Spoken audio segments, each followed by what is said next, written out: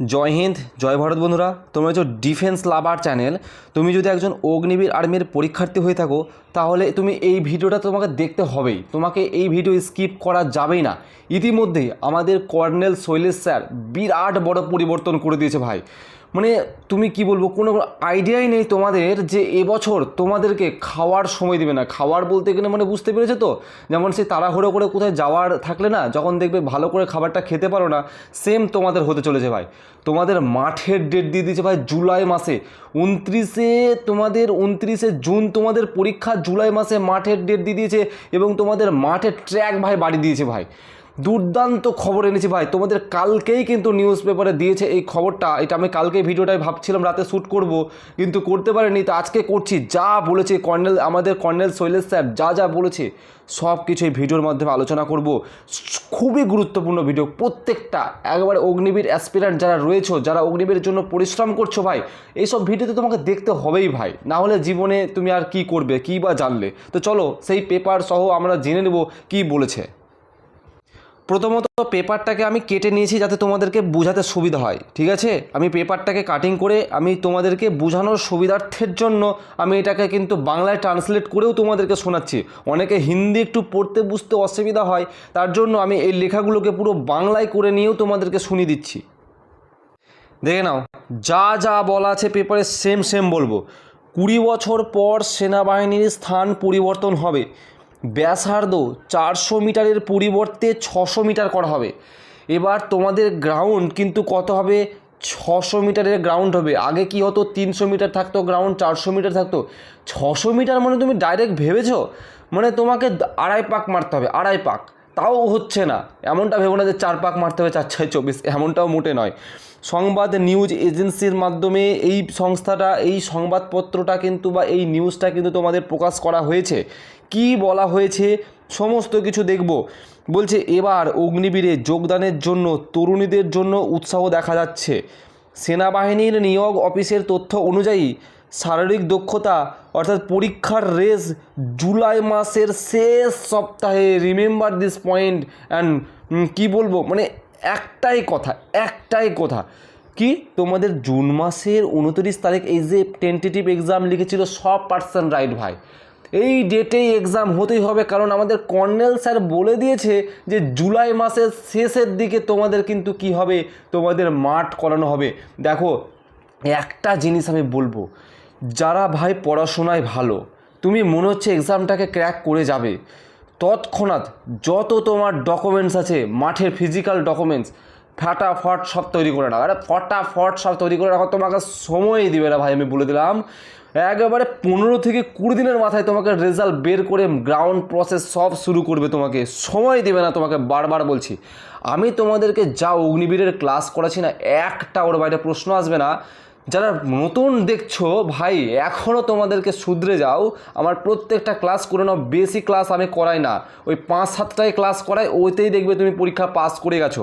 আরেকটা জিনিস কি বলছি দেখে নাও, যা বলছে পেপারে সব কিছু একটু ধৈর্য সহকারে দেখতে থাকো, আর টেলিগ্রামে যুক্ত হও ভাই। তুমি আসল আপডেট আমার টেলিগ্রামেই পাবে, ডেসক্রিপশনে লিঙ্ক দেওয়া আছে।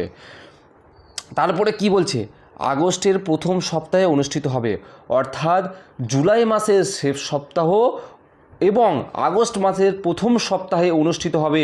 তোমাদের বলে রাখি, র্যালি তো একদিনে হবে না, একাধিক জায়গায় র্যালি হবে, এবং সেটা জুলাই মাসের শেষের সপ্তাহ থেকে আগস্ট মাসের প্রথম সপ্তাহ পর্যন্ত কিন্তু মিক্সড করে এই বিভিন্ন ইয়ারও ভিত্তিক কিন্তু র্যালি হবে, এতটুকু আমি বলে দিলাম। সব থেকে গুরুত্বপূর্ণ বিষয়, এবার 58,000 তরুণ আবেদন করেছে। এটা যারা একটু ভাবছো যে স্যার এবার তো প্রায় 58,000 ফর্ম ফিল আপ হয়েছে, তাহলে এক্সাম খুব হার্ড হবে, তারপরে এবার কম্পিটিশান বেশি হবে, এইসব ফালতু ভাই। দেখো তুমি জেনে রাখবে ভাই, আসল কম্পিটিশান আমি বলছি তোমাদের, দীর্ঘ 10 বছরের এক্সপিরিয়েন্স থেকে বলছি, আসল কম্পিটিশান তোমাদের 35 থেকে ওই খুব বেশি হলে 38,000 ছেলেপেলের মধ্যে আসল কম্পিটিশান। বাকি ছেলেদের সাথে কোনো কম্পিটিশান না। কেন না বলছি, তুমি জানবে এবছর অগ্নিবীর আর্মিতে 2টো করে ফর্ম ফিল আপ হয়েছে।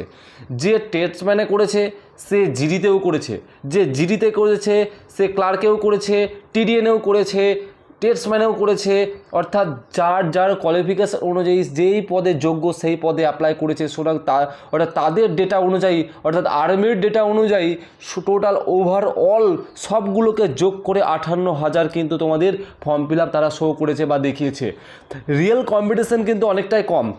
এমনটা ভেবো না যে খুব হাই কাট অফ যাবে, খুবই কঠিন প্রশ্ন আসবে। আরে ভাই, দাদার উপর বিশ্বাস রেখো, যা ক্লাস করাছি না ভাই, শুধু পরীক্ষায় যেদিন তুমি দিতে যাবে তোমার আমার এই কথাগুলো মনে পড়বেই 100%। তারপরে কি বলছে কর্নেল স্যার দেখে নেব। বলছে নিয়োগ অফিসের তথ্য অনুযায়ী 600 মিটারের লম্বা একটি মাঠে একবারে 100 জন প্রার্থীকে দৌড়াতে হবে।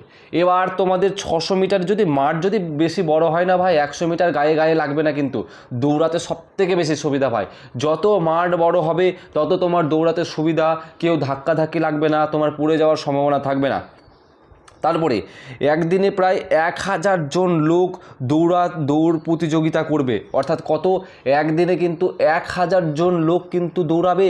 স্যার কিন্তু বলে দিয়েছে প্রায় 12,000 প্রার্থী প্রতিদ্বন্দ্বিতা করবেন বলে আশা করা হচ্ছে। অর্থাৎ তারা পার ডে কিন্তু 1000টা করে ক্যান্ডিডেট তোরা ডাকার একটা চেষ্টা করছে। তাছাড়াও তারা ওভারঅল ভাবছে যে এক দিনে মোটামুটি 12,000 করে ক্যান্ডিডেট কিন্তু আমরা ডেকে নিব, এটাও তারা ভাবছে। কিন্তু ডাকবেও। তোমরা যারা আর্মির মাঠগুলো করো না, তোমরা জানো যে এক দিনে ওই 1000টা, 800টা, 1000টা, 900টা, 1100টা করেই ছেলেবেলে কিন্তু তোমাদের মাঠ থেকে কিন্তু বের করানো হয়। এবছর 58,000 তরুণ আবেদন করেছেন, একটুই বললাম।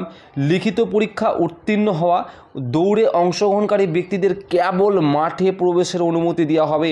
অর্থাৎ তুমি যদি পরীক্ষায় উত্তীর্ণ হও এবং দৌড়ে অংশগ্রহণকারী ব্যক্তিদেরই কেবল মাঠে প্রবেশ করতে দেওয়া হবে এবং তাদের মাটিতেই পরীক্ষা করা হবে। ওকে, যাতে অন্য কারোর সাথে প্রবেশ করতে না পারে। অর্থাৎ ওই দালাল সিস্টেমগুলো থাকে না, এটার জন্য কর্নেল স্যার আগে থেকে সচেতন করিয়ে দিয়েছে পুরো। হ্যাঁ, কি বলছে দেখো, বাকিরা মাঠের বাইরে থাকবে। সেনা নিয়োগ অফিস কাউকে প্রবেশ করতে দেওয়া হবে না। অর্থাৎ কোনো গার্জেন, কোনো সেনা নিয়োগ অফিস যে যাই বলো না কেন, কাউকে কিন্তু প্রবেশ করতে দেওয়া হবে না। আমাদের কিন্তু কর্নেল স্যার কিন্তু সুস্পষ্টভাবে বলে দিয়েছে। এবং তোমাদেরকে বলে দিচ্ছি, তোমাদের এই যে 600 মিটারের যে ট্র্যাক, সেই ট্র্যাকটা সব গ্রাউন্ডে অ্যাপ্লাই হবে না।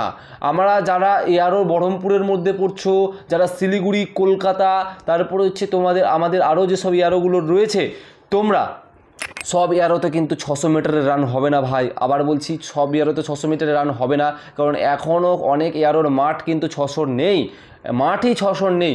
তো যাদের কিন্তু আছে তাদের কিন্তু 600 করিয়ে দেওয়া হবে। তো এই ছিল একটা গুরুত্বপূর্ণ আপডেট। আর 29 তারিখ 100% পরীক্ষা হচ্ছে। জয় হিন্দ, সবাই সুস্থ থেকো, ভালো থেকো।